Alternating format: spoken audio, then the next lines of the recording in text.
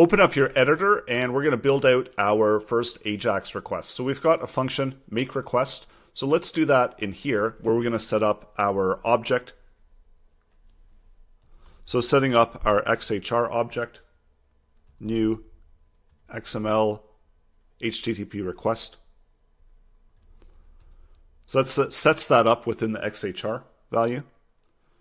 And then what we need to do is we need to open. So XHR open. So we need to specify the URL that we're trying to open up.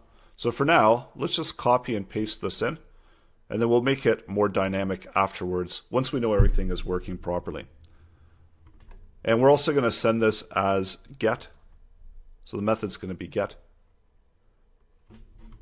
And let's add in the true for the asynchronous.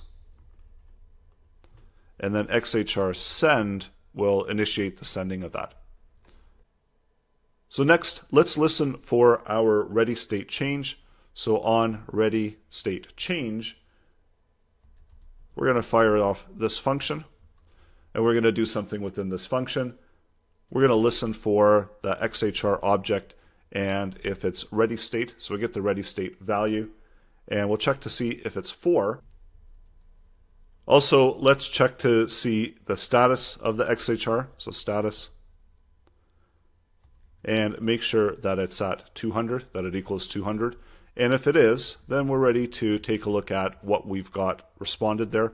So we'll get the XHR and response text. So that's the one that we're after.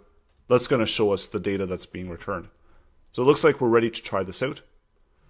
So minimize that, refresh, make our request, and there we go. So we've got our data coming in, and we're able to visualize and see the data that's coming in. So now we've set that up, and next is to make this more dynamic. So we just only have the URL input. And there's a number of other factors that we're going to look at in the upcoming lessons as well. We're going to be introducing jQuery, Axios, as well as fetch as options here. So we're going to have a drop down for the options. And also I want to make different types of requests, so posts and get. So all of this is coming up. We're going to restructure our JavaScript code in order to incorporate getting those values dynamically and also providing the user some selection and additional options. So go ahead and try this out for yourself. Set up your make request function and then create that AJAX request for the data and retrieve the data back. So make sure that's all working before proceeding into the next lesson.